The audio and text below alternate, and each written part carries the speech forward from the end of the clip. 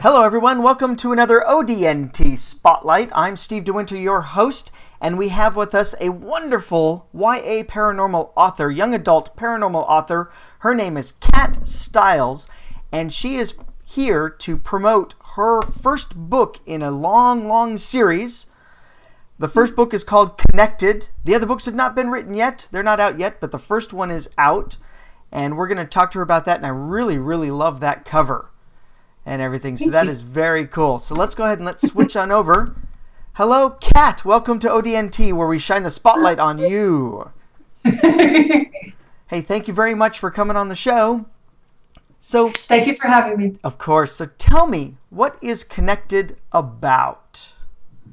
Connected is about three teenagers who discover they have superpowers, and then they have to work together to use them to fight a telepathic serial killer. Ooh. Oh, man. So it's it kind of falls under the genre of young adult paranormal. Yeah, right? That's probably the best way, because there's no superhero category, right? Yeah, that's called comic books. Right. It's not a comic book, but it kind of has the superpower element. I love comics. I love cartoon comics, and I'm so thrilled that Marvel has really finally started making these movies, and it's just so much fun. Yeah, they're doing such a good job with those. I like the new Marvel movies. And I also like the DC animated ones, too. Yes. No, I am really... I like Daredevil. I like the original Punisher with Dolph Lundgren. I'm not very... Okay. We all want to see a naked Dolph Lundgren sitting cross-legged. How can you miss that up? Hot. I mean, he's not a great actor, but it doesn't have to be. He's got superpowers. He's beating up the bad guys. It's all good. So it sounds like, though, even though your story is categorized YA paranormal, your big villain is a telepathic serial killer. So there's some horror elements. Yes. As well. I wanted to do more with that, but there's this line, and the line's getting blurred more and more now that I'm reading some of the stuff that's out there, and now that we have this category NA for new adult. I think I can get a little more graphic and horror-like than I thought I could, because I was really kind of concerned with teenagers and the F-bomb and all that. I'm from New Jersey, so the F-bomb is kind of natural to me. So I couldn't write that in the book, right? But there's a couple of curse words and things like that I get a little worried about when I'm writing for YA. So, and that's one of the reasons why I would like to do an adult book that is more horror comedy. The stuff like John Dies at the End, I mean, and anything by Christopher Moore, it's just amazing. So yeah, that was fun. I enjoyed John Dies at the End. Yeah. And I can't wait to read the new one. That movie's been out long enough, right? Should we spoil it for everyone? He doesn't die! He doesn't die, no. Here I am. I avoided watching that movie for the longest time because they give it away in the title, John Dies at the End. And you know what? He doesn't die. He doesn't die. It's been out long enough. Those of you who get upset that I spoiled it, you should have watched it sooner. But yeah, those are some good stuff. We were talking before the show, because I looked at some of the movies you liked, that your favorite movies are the crossover horror comedy movies like Evil Dead 2, which is probably one of the best. I love that movie. Well, you know what? I liked, Evil Dead 2. Oh, that's right, because they did Evil Dead and then they did Evil Dead again. Yeah. As a remake. So Evil Dead 2, that's when he crosses over, right? And goes into the other... Yeah, no, the first one was straight horror, and it was actually very frightening. And they made the second one more campy and fun. And, I like both of them for different reasons. But okay, Evil Dead 2 is the best one. I'm thinking of Army of Darkness. That's Evil Dead 3, right? Yeah. I didn't like that one? I really didn't care for that one that much. It got a little juvenile at that point, but I thought 2 was a lot of fun. Yeah, that was good. But then we also talked about another one that you haven't seen yet, but you need to, is Tucker and Dale versus Evil. No, that one I saw. Oh, that one you did see, right. The other one, what did you say? Oh, that's right, Repo, the genetic opera for a rock opera. Yes, that's the one I need to see, definitely. But so these are all the things that influence your writing. Yes, they do. And honestly, with Connected, though I don't get into horror too much, it is kind of funny. I tried to keep it light. and not get serious, because I'm really kind of against seriousness. There's a lot of Jane Austen out there. There's all kinds of serious books, right? You don't need to be one of those. Science fiction, there's enough of that. So mine is not. It's not filled with the flowery prose or the imagery or anything really literary. It is anti-literary. Enter literary, but all spelled correctly. Yes. No, I used to be. I'm a reformed grammar Nazi, so it still bothers me when I see something wrong, but I don't like have a brain aneurysm over it anymore. So you're on recovery. I am. So your mantra is that reading is fun. Yes, and that's why I did connect it the way I did it, and some of the people who didn't like it kind of beat me up over that, but I don't care, because there aren't enough books that are just fun. You don't have to be serious, and I think, like, especially teenagers, they are assigned all of these serious books in high school. Yeah. Through English, right? And I thought, here's a book that, you can read, and it's a page turner. It goes pretty fast, and you could just have fun with it. And then that was the whole premise of this book, so that, you could say to teenagers, yes, reading is fun. It doesn't have to be a chore. It doesn't have to be work. Right. Yeah. We have plenty of movies where you can just switch off the brain and enjoy it. But we don't get a lot of that in the literary world because of the word literary. Right. And we forget that books are entertainment as well. Yes. So, and it shouldn't hurt your head every time, right? Sometimes exactly. It's good, but there's doesn't always have to be the deeper hidden meaning. Right. No, it's and there's some themes, there's obviously that kind of stuff spattered throughout, but it's not duplicitous in any way. It's very straightforward. Right, and it's not the point of your story, right? Yeah. The point is entertainment.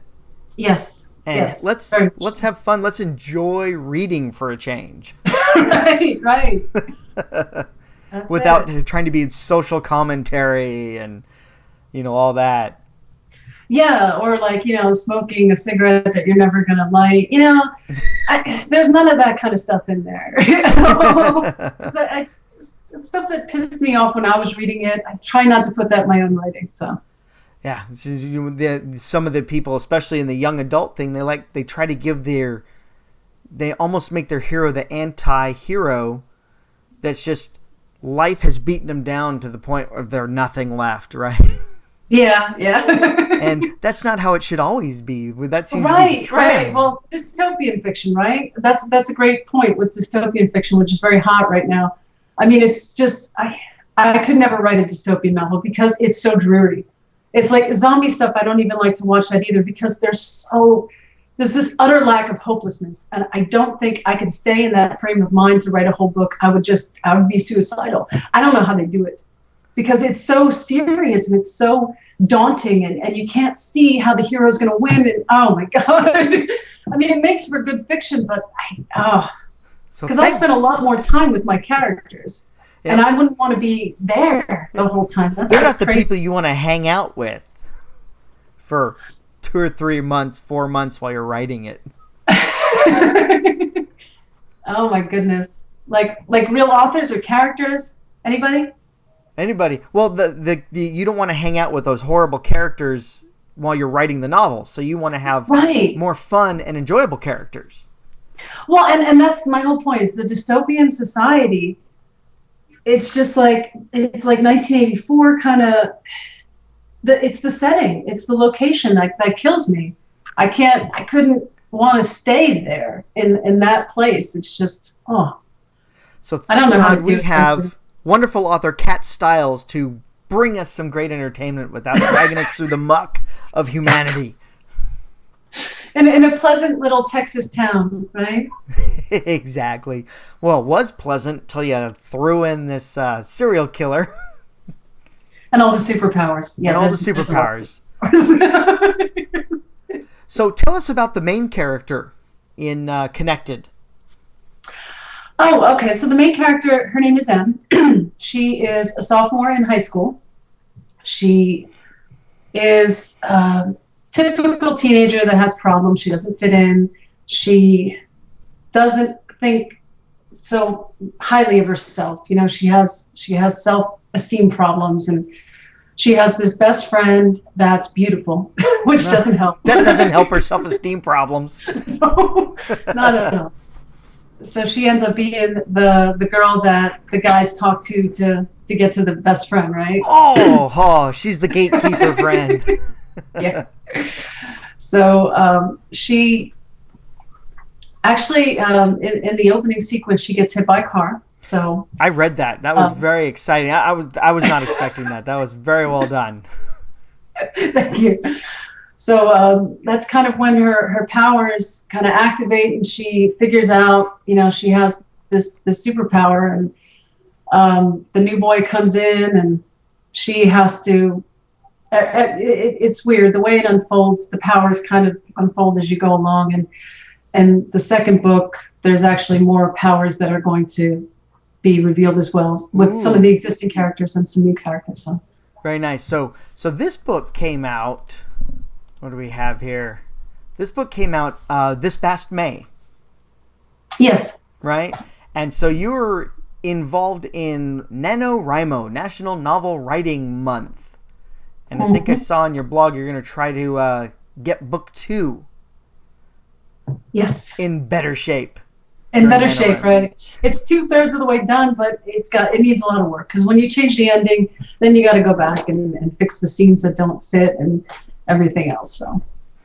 So you had made a lot of changes as you go along. So when you're saying that you've changed your ending, when you sit down to write novels, are you a plotter or a pantser? So do you plot out and outline your stories, or do you just sit down and say, I kind of have an ending, or maybe I don't. I have my characters, and let's see what happens?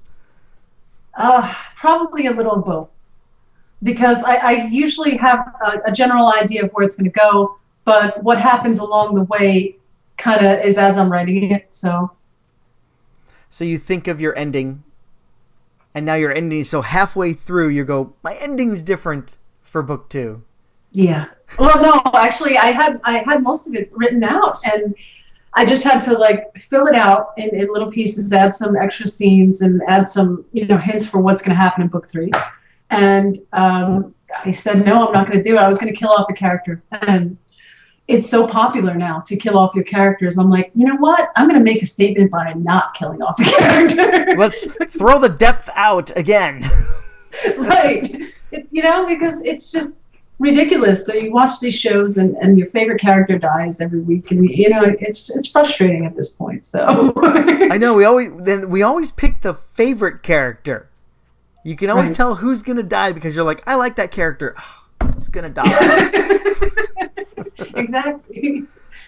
So yeah, and it changed the whole tone of the story. I was reading through the scenes and I was like, this is depressing.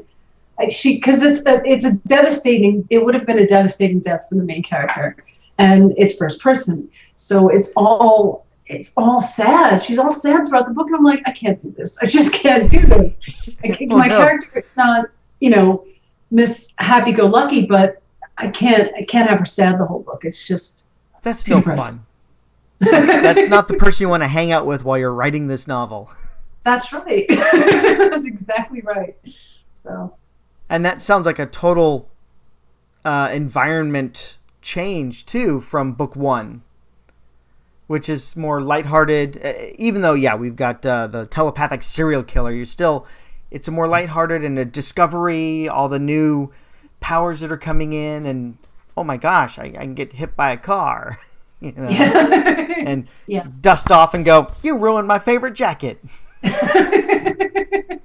Yeah. Because the first one, you're really spending a lot of time introducing the characters, and by the second one, you don't have to spend that much time. Maybe just like a refresher paragraph or 2. Of course, there's new characters, but you can spend a little bit more time on the plot and stuff that's going on than really introducing the characters as much. So you've talked about you're working on book 2 now. You're going to use NaNoWriMo to get that thing banged into better shape. And then you also hinted at book 3 is this a planned trilogy, or is this going to be an ongoing series? I really am planning it as a trilogy. I joke around about milking it for a fourth book. I won't mention any names, but there was a very famous YA author that really, really, really let me down with book 4. So. Oh, no. And 4 is unnatural, right? Three is a natural number. That a lot of things happen in 3. Yeah, that's a magical number. It You got is 3, so, and then your next magical number, I think, is 7. So you really can't do 4, 5, or 6. You got to do 3 or commit to 7. I don't think there's 7, but I don't know. I mean, I think We got Harry Potter with 7 books. Well, okay. Well, Harry Potter makes sense to do 7, but this one, I don't know. I don't know that there's 7. I think that would be milking it. One of the things I like about a series that actually has a stopping point is that it makes you almost want more. Like The Prisoner is a good example. I don't know if you've ever heard of this. It's a 60s show. Oh, love that show. Don't know what that big white thing was that come out of the ocean to stop him. His name was Rover. I love it. I mean, you're like the only person I've ever met who's heard of it, because it's a very old show. It's a very old show. A very cool show. They actually did a remake of it. Not as good. No. Not as good. No, not at all. Patrick McGowan was amazing. I love him for so many reasons. But they stopped it. I mean, and that show was bizarre anyway. It's not like you could truly understand what the hell's going on, right? But who is number 1? You are number 6. You are number 6. But yeah, I love that show, and it was wonderful that they did that the way that they did it. And I'm thinking book 3 has to do with the origin of the powers, which people have also dinged me on that, because I don't go into where the powers came from at all in book 1. They're just here. Yes, they're just here. What I say is be patient. You'll find out in book 3. So. Excellent. So I know that you haven't even yet written fully book 3. You're still in the middle of book 2, but what's next from the gate, Cat Stiles, after you finish this trilogy? Do you have something that you've got sitting on the shelf or in the back of your mind you're going, well, here's what I want right next? I have a couple of ideas. One of them is kind of it's almost like a remix of Connected, but it's with adults, and it's with the hero having the killer telepathic power and trying to control that. Ooh. And come to terms with it. So, and it's not exactly like Connected, but it has the same kind of superpower element. The characters are different. The storyline is different, but it's adults, so I can say things that are horrible that you wouldn't see in YA. So. Which is surprising, because all you have to do is look at comments from kids on YouTube and go, they say and do everything, man. Right. But I mean, I know they are saying these things and they're doing these things, and we're not. I don't want to contribute to that. Well, it's okay because it's in a Cat Stiles novel. Yeah, like on the litmus or something. You're the gold standard. But no, writing that story has just been fun. It's just been out and out fun, because I don't feel the restrictions that I feel with YA. So I've been enjoying that. I don't know if I'll ever publish it. Have you been writing it already? Yeah. Ooh. And is it set in the same universe? Because you says they have the similar powers. Is it set in the same universe? I know it's different characters, but is it still set in your same universe? Are they still in the same town in Texas? Are they relocated? I haven't really set the town, but it's modern times. I don't know. I guess I'd probably pictured it in the same universe. Really, I did, but I didn't think about actually having them to be the same. That would be interesting. Yeah, because then you've got more people with the power now having other issues. And this one from the reverse side, which this is the guy with the power to kill, and he has to control it because I'm not a bad guy. Really? Honest. Oh, sorry, you're dead.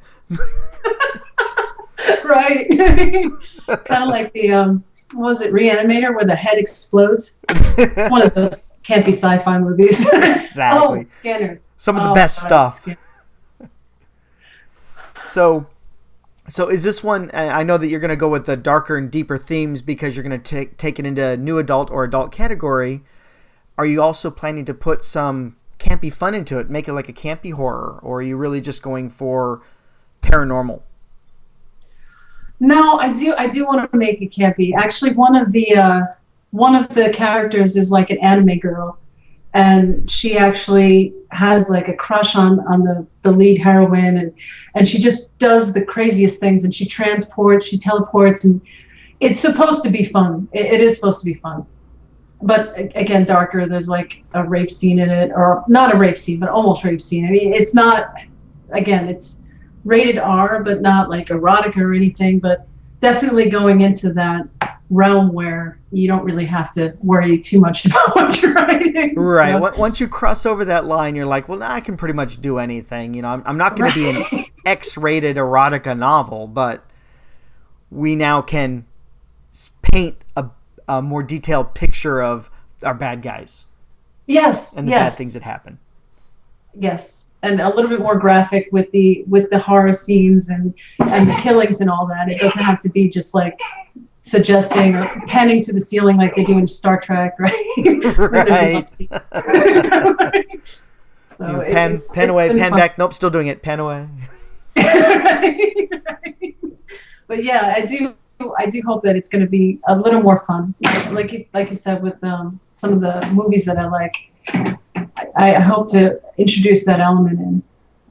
If I could figure out how to write Dale and Tucker, man, I would do that. But I haven't quite unlocked that secret sauce yet. that was good. That's a brilliant one. So if you're watching this YouTube video and you've never heard of Dale and Tucker and Dale versus Evil, check it out. It's on Netflix. It's a blast. All right. Well, I have covered just about everything that I had set aside for questions and everything. So before we close out the interview, is there anything else you would like viewers, potential readers, or your current fans that are watching your video, because this is a spotlight all about you, is there anything you would like them to know? Yes. Please stop by my website. My website is actually made for discovering indie authors that are awesome. I read a lot, and I read outside of my genre too. It's not just YA, but I will read horror and other things, and I like finding indie writers that nobody knows about, because we're kind of all in the same boat where if you're not published by the big five, nobody's ever heard of you. And there's a lot of authors nobody's heard about. I'm one of them. No one knows who I am. We're in good company. Exactly. But yeah, I'd love to hear any comments that you have, any, just if you want to interact. My Twitter account is Cat Stiles Author. So if you put that in the @ sign, I always respond, because I love connecting with people. Yeah. So for connecting, just to interrupt you, Kat, we got all the links down below here in the description. So if you're watching this YouTube embedded on another website, click the little button down there that says watch on YouTube, and then you can see the description. I have Kat's Amazon page for her books.